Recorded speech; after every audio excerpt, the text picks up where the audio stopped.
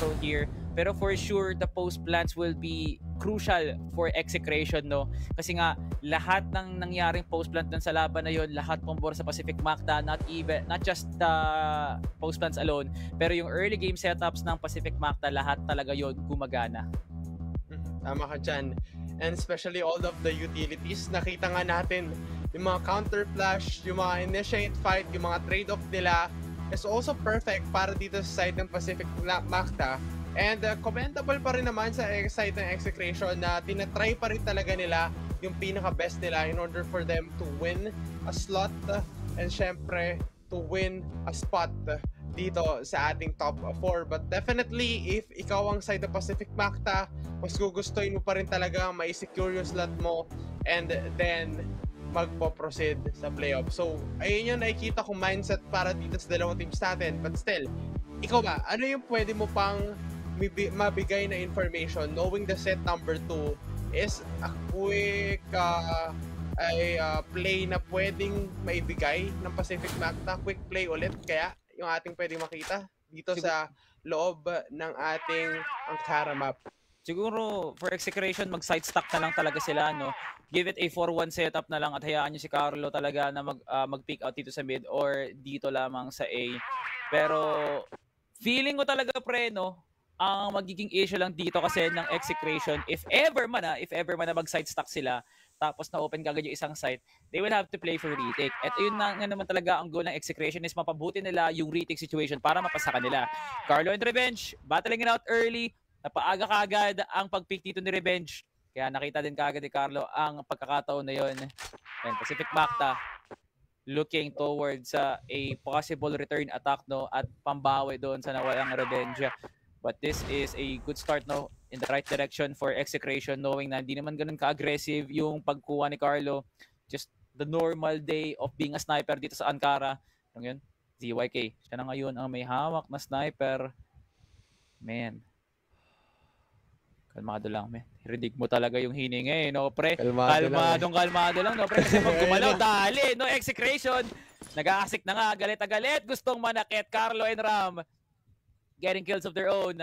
At ngayon, Justin and Aldrin. And quick scope from Carlo. With one more to go. 5 laban sa isa. Ewan ko na lang talaga. One more gets the second. 3 more to go. Under 45. Will Execration pick this out? Ilalaban pa nga ba nila? And Ram, narinig ka nga yung mga shots. Muntik pa nga talaga. But Execration played the man advantage. Rightfully so. Execration 1-0 start. Good start definitely para sa side ng Execration. Nandun yung number advantage para sa kanila. Especially Carlo trying to pick off one of the players or 3 of the players na kailangan talagang mawala so far dito sa gantong sitwasyon. Katulad naman dito, Revenge na pick off na naman. So -1, walang masyadong one shot, one kill Execution unless headshots ang pwede mag-connect dito sa Pacific Macta. Okay. Linya na nga kagad.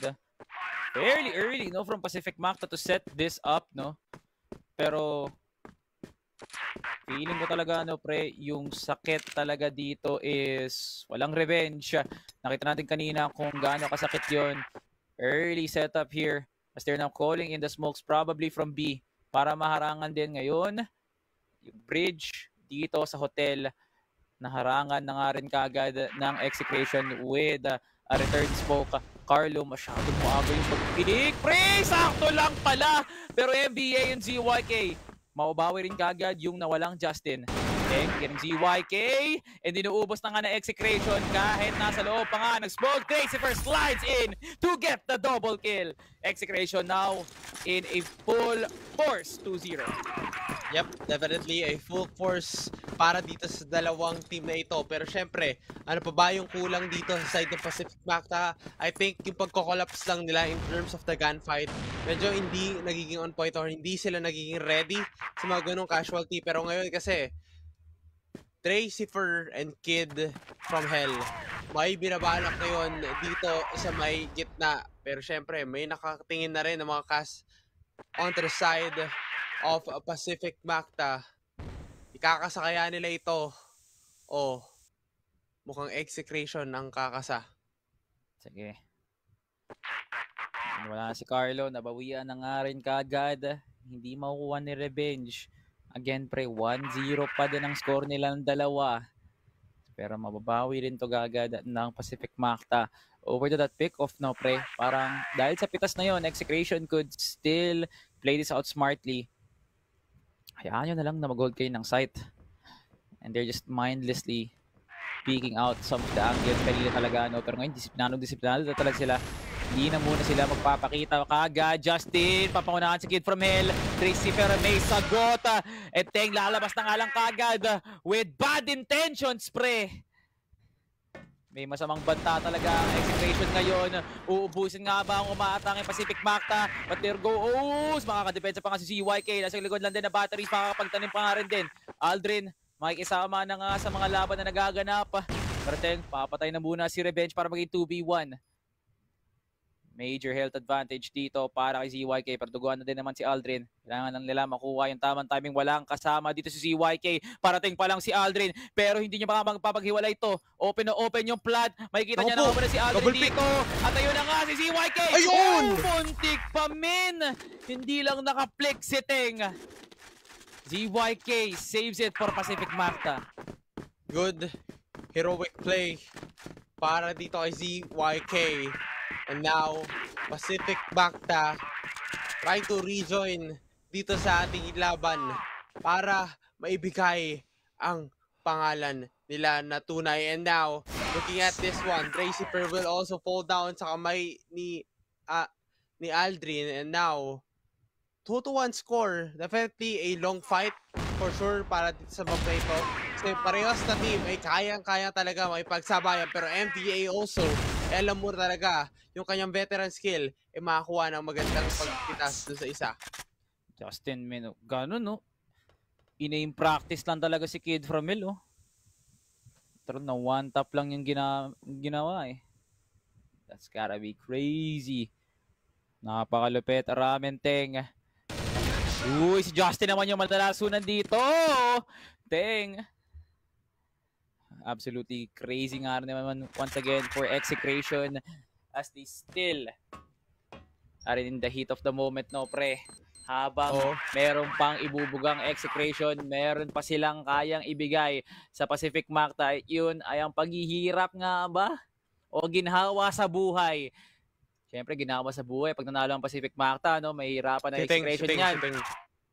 Kailangan nila mag-ingat kung nasaan si Teng. Nandito lang sa may labas lang ng hotel. Pero dalawa yung pwedeng pumiksa kanya. At ayun na nga, napikan na nga. Kaso nga lang, alam na nga ba ni CYK? Tama lang yung timing. And NBA also gets his own. As Pacific Makta returns to 2 rounds. Ang ganun lang kadali. With Execration, they might have had a hot start. Pero habang mainit pa ang bakal, grabe nga naman yung pagsibak niya ito kagad ng Pacific Makta. Sibatayin at kukunin lang rin talaga nila. Pero tingnan mo rin naman yung naging galawan dito ni Aldrin. Medyo may pagka-aggressive na rin talaga ang nakikita natin on the side of Pacific Makta. Pero knowing yung kanilang game strategy is late push tayo, kuha lang na tayo ng kill at ayahan natin silang lumapit sa atin pag naplanta natin. Tsaka natin i-execute yung mga players nila. Okay. Wala pa for Execration. And essentially 3v3 dito, no? Kung magkakaroon ng separation dito sa B. Smoke by Carlo. Maharangan na kayo ng pasok ni Aldrin, pati ni Revenge. NBA. Mababaliktad pa nga si Teng. Una na nga nag-pick agad si Teng, no? Pero napangunahan kagad ni MVA. Carlo and Kid from Hell. Ayun, ma-alerto na nga sila. There goes the presence of mind. Kid from Hell and Carlo already rotating near the location of NBA.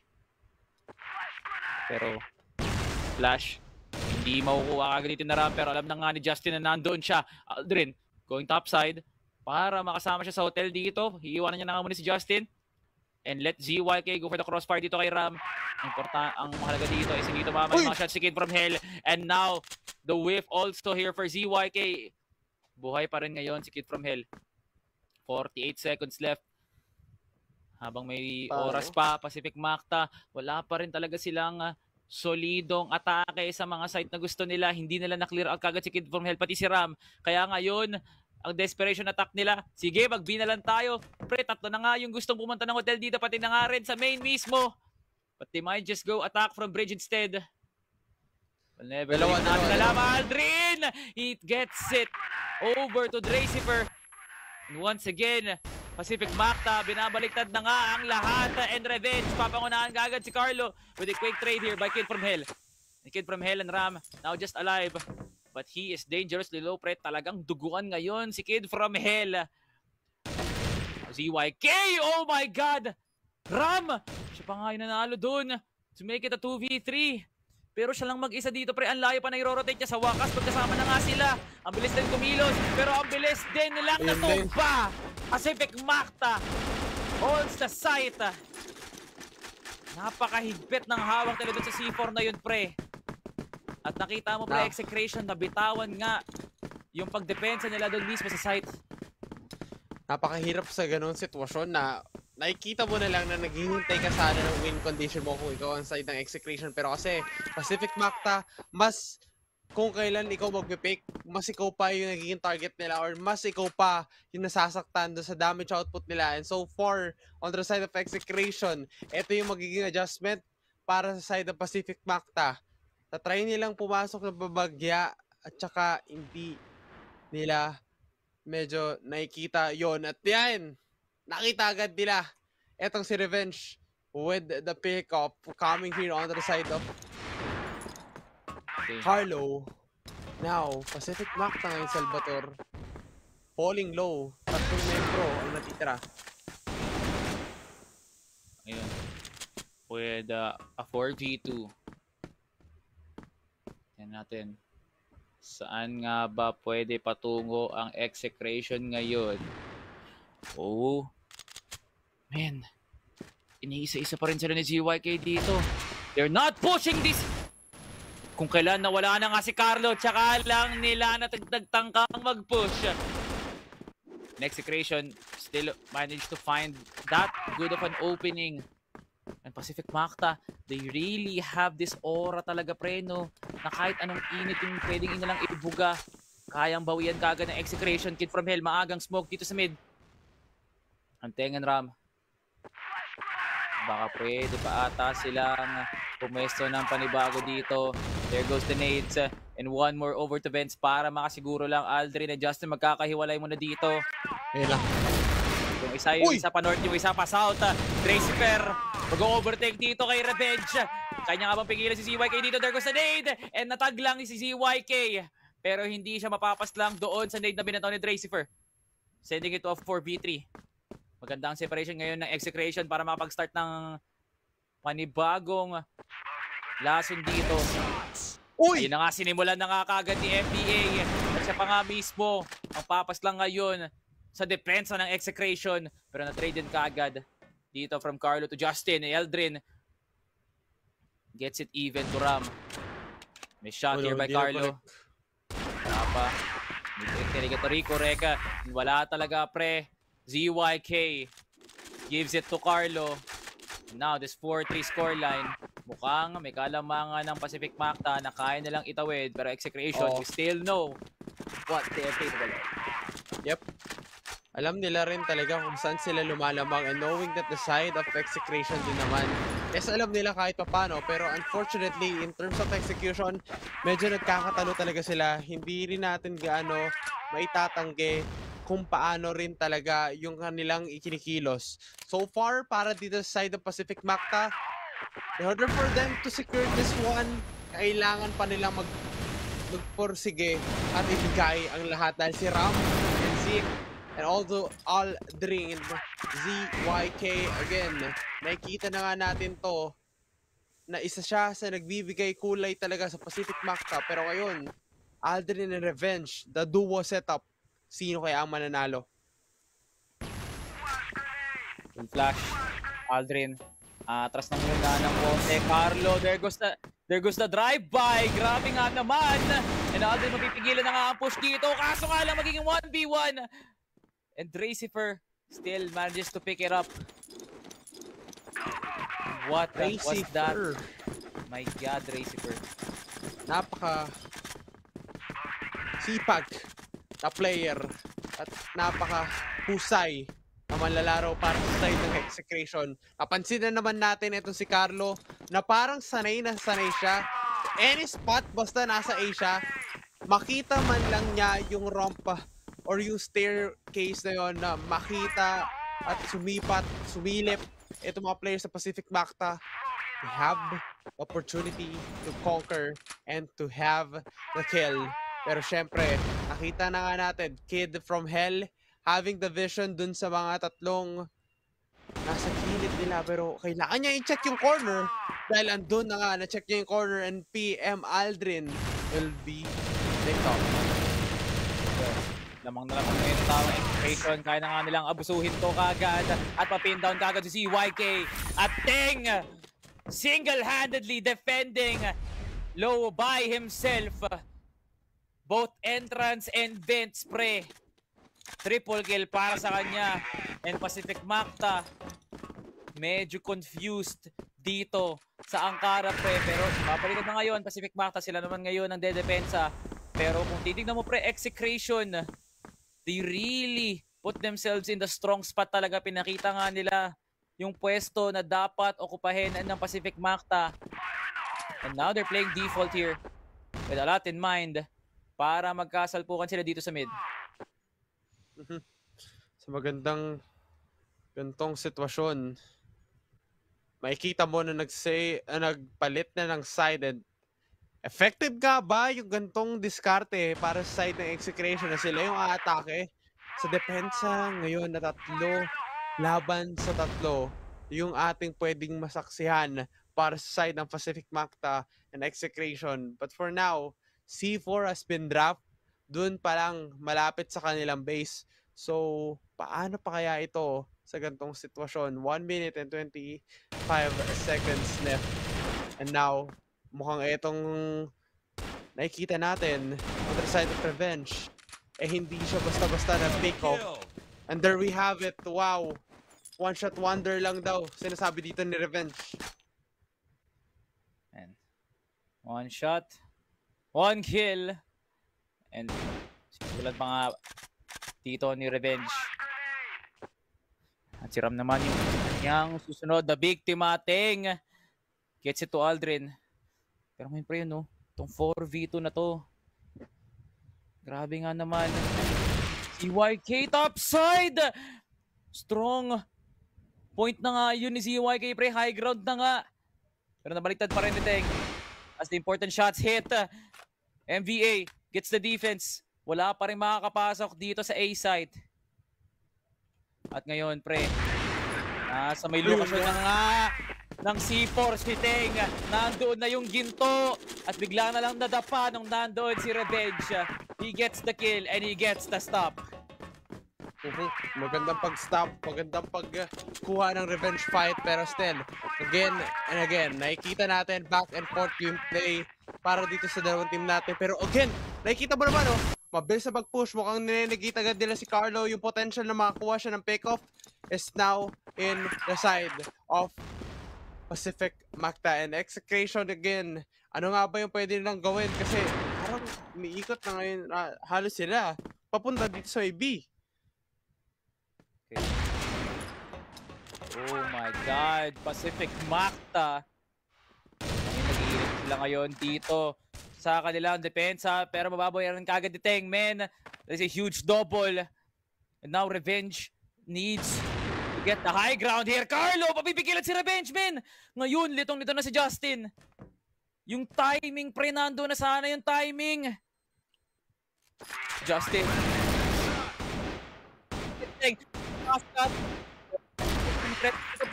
He gets the shot. Justin was dangerously low. And now Carlo gets the win for Execration. 6-5. Baliktaran na score para dito sa dalawang teams natin. Hindi pa rin sila napapagod. Hindi pa rin sila sumusuko para sa side ng Execration. And Pacific Macta, patuloy pa rin ang pag-agos ng kanilang laban. Pero still, ang ganda ng ginagawa ngayon ni Carlo onto this map. I think this is why the side of Execration, kung bakit nila pinili ito, because of the side of Carlo na kaya niyang makakuha ng pick-off once na sila yung depensa. Oh, man. Pacific Makta now off to a hot start. Pre, gusto nilang pawiin yung round na yun ng mabilis lang. Pre, under 30 pa lang yung nagagastos natin sa oras, pero tatlo na kagad yung pass lang. Every 10 seconds talaga, pre. May nawawalang member ng execration. Pero for Pacific Makta, this is now their chance to take over the location of every member of execration, Carlo. Naliligaw-ligaw, pero alam ni NBA kung saan siya papunta. My God, Pacific Makta can read the map. And now, they continue to push through the Titan.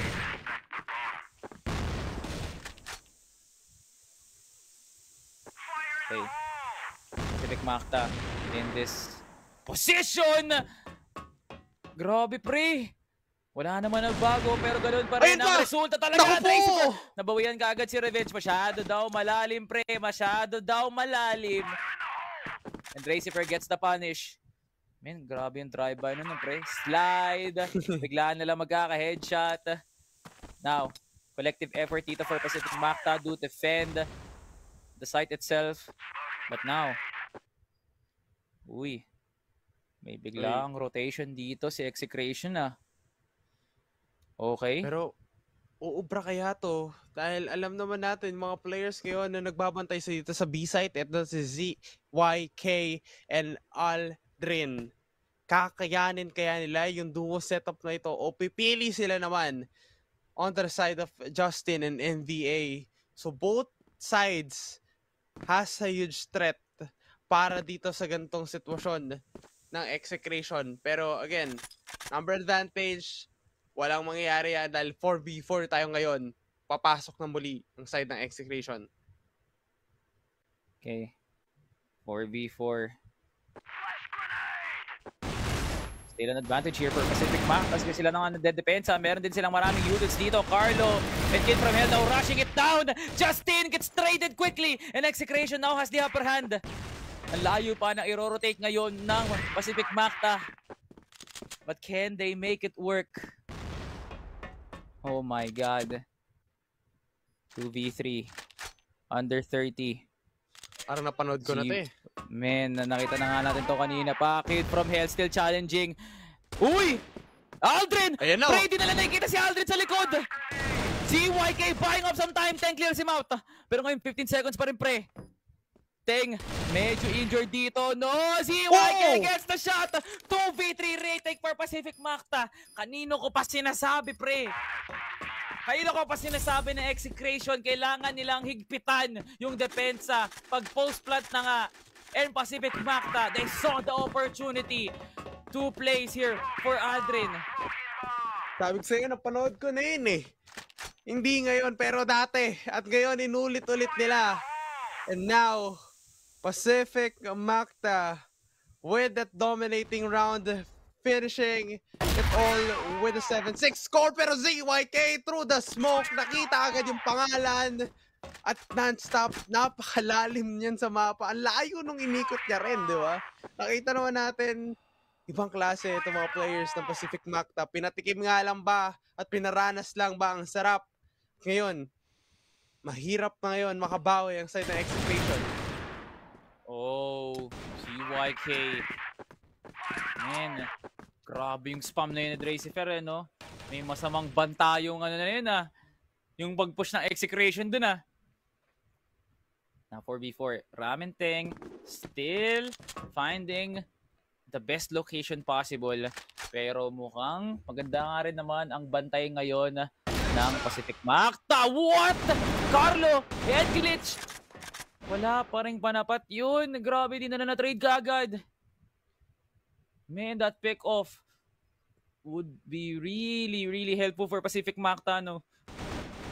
Pero na 4v3, men. Kailangan na nilang itawid to. At Dracifer, nahanap na nga si Revenge, pre. Grabe naman yung mga AR dito, pre. Pinapaslang lang ng ganong kadali yung mga sniper natin dito. And now with an entry here for Execration as they now wait for the pushing Pacific Makta para makapag-setup pa nga sila ng buy time dito. Justin gets Dracifer. And now Pacific 3v2, Magta not 3v2. even going to their own RS pre. Ilalaro nga nila to potentially for a high-low setup. And a backstab play, Justin Teng! gets taken down by Teng. At ngayon, NBA once in on the fight. Aldrin gives it to PM once again. Another retake. It's just that easy for Pacific Magta to play these rounds. Easy lang.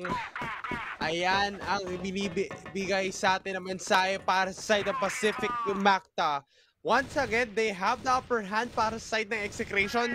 Kaso hindi nila naisip na nandun lang din si Aldrin kung saan naka-ready lang siya for a trade-off. Pero ngayon, Execration may binabalak agad na mabilis na transition towards this area. Pero again, Aldrin na nakita natin nakakuha ng 3K and the enough damage was there para sa kanilang team, eh magbibigay pa rin talaga yan ng pagsubok para sa kanila. Kasi tignan mo naman, may isang player dito which is si Revenge na napakalalim from the side of Pacific Magta.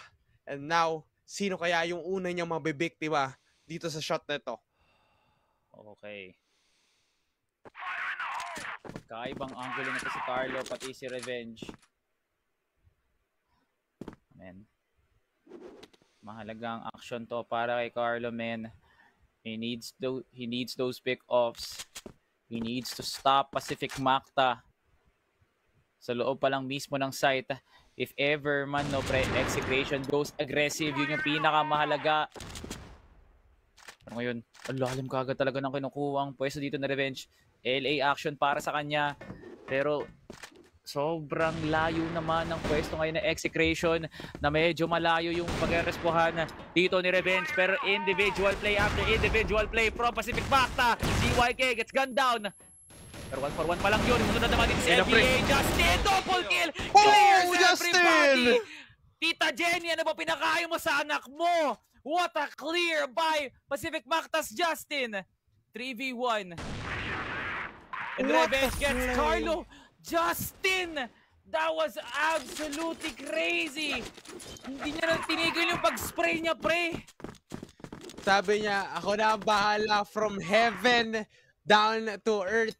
Ayun yung mga bala na pinatikim niya doon sa tatlong miyembro on the side of Execration. At ngayon, 2 round na lang dahil doon sa play na yun. Pero kailangan nata nila makakuha ng magandang trade. Pero nandun pa rin naman si Aldrin. A 2-for-2 trade para dito sa side ng Pacific Magta. Pero eto na nga ba yung katapusan nila. Kasi isang round na lang ang ilipas. Eh mukhang delikado na sila dahil si Carlo, siya na lang ang natitira at mukhang delikado pa dahil isa, dalawa, ZYK and Revenge are the 2 remaining teams para sa side ng Pacific Magta. Okay. Oh man, nilalaro na ni ZYK, man. Alam niya na he gets the jump pick. ZYK slides in. Nakipag-cold nga lang, pre. Naglabasan na nga ng peng-peng. Ang tigis-tigisang sniper dito now. Battery gameplay. Layo lang, pre. Layo lang. Huwag muna magpapakita. Uy, na-timingan niya si Revenge, pre. Ayun na! Na-timingan niya si Revenge. And there goes Pacific Magta. Finishing it off strong dito sa Angkara. At pinako na nga ng PM yung sa east ng Execration. And what a day. And what a league it has been for Pacific Magta. Sila pa din ang PM na kilala natin. Sila pa din